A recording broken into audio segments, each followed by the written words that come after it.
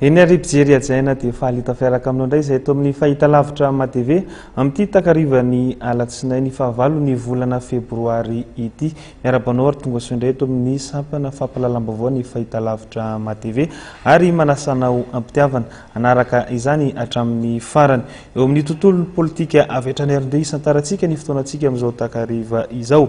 Raha pitso talata 7 febroary 2024 manomboka amin'ny 10 raha maraina no ivory voalohany lolon'ny Madagasikara izay vao avy novidiana ny 20 desambra lasa teo ary ihany koa ireo notendreny ny filoham-pirenena.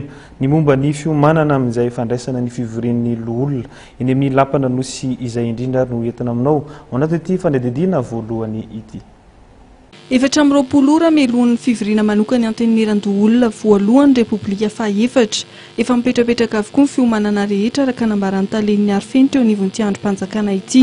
Na ny eny amin'ny lampana nosy kely na ny tranon'ny antenimiran-doholona eny Ampefilosa Analamahitsy dia efa vonona avokoa handrain'ny loholona vaovao.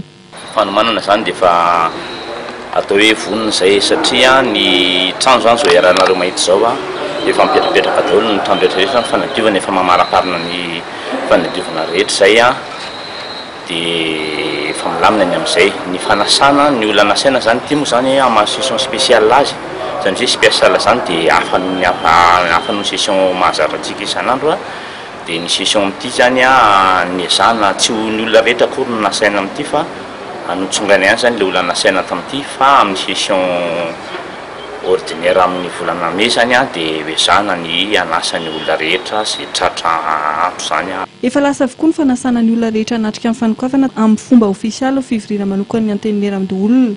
Mikasika ny senatera manokana efa saika tonga eto Antananarivo avokoa ny senatera 7 avy isa-paritany.